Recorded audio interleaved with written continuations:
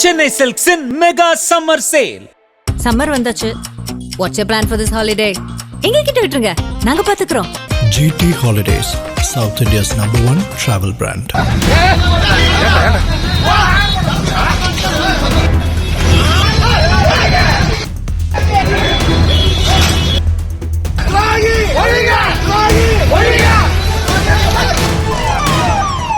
தமிழக சட்டமன்ற தேர்தலில் பொதுமக்கள் கொடுத்திருக்கும் தீர்ப்பு ஒட்டுமொத்த நாட்டையே திரும்பி பார்க்க வைத்திருக்கிறது. இரு திராவிட கட்சிகளுக்கு மாற்றாக வந்த விஜயின் தாவேகாவுக்கு பெருவாரியான வாக்குகளை அளித்து 108 எம்எல்ஏக்களுடன் தனிப்பெரும் கட்சியாக உருவாக்கியுள்ளனர். ஆனால் ஆட்சி அமைக்க அறுதி பெரும்பான்மை கிடைக்காததால் தாவேகாவினர் ஆட்சி அமைப்பதில் பெரும் சிக்கல் எழுந்துள்ளது. அதனால் மாற்றுக் கட்சிகளின் உதவியை தாவேகா தலைமை நாடியுள்ளது. அதன்படி முதற்கட்டமாக திமுக கூட்டணியில் அங்கம் வகிக்கும் காங்கிரஸ் கட்சியிடம் தாவேகா பேச்சுவார்த்தை நடத்தியது. அதன் விளைவாக திமுக கூட்டணியில் இருந்து காங்கிரஸ் விலகியது.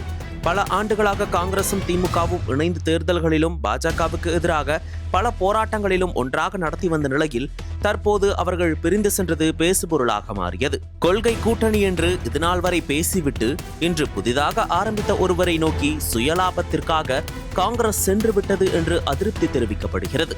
திமுக சார்பில் காங்கிரஸ் எங்கள் முதுகில் குத்திவிட்டது என்று கடுமையாக பேசப்படுகிறது.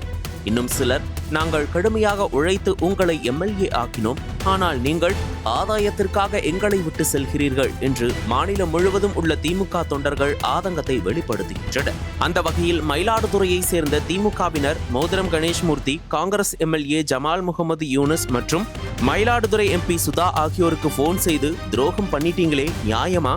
உங்களுக்காக எவ்வளவு உழைத்திருப்போம், அவ்வளவு வேதனையாயிருக்கு, நீங்க அசால்ட்டா போயிட்டீங்களே, உங்களை ஜெயிக்க மாட்டீங்கன்னு சொன்னப்போ நாங்க போராடி உங்களை ஜெயிக்க வச்சோம், ஆனா நீங்க முதுகுல குத்திட்டு போயிட்டீங்களே என்று வேதனையுடன் கேட்டுள்ளார்.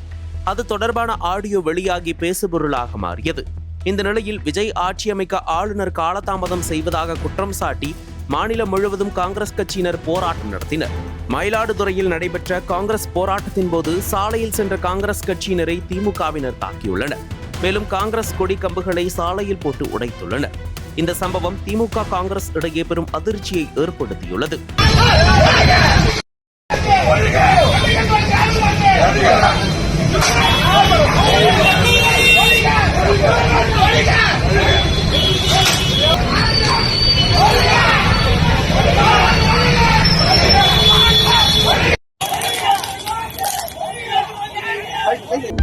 அனல் பறக்கும் செய்திகளை அப்டேட் செய்து கொள்ள நக்கீரன் களத்தை இப்பவே சப்ஸ்கிரைப் பண்ணுங்க.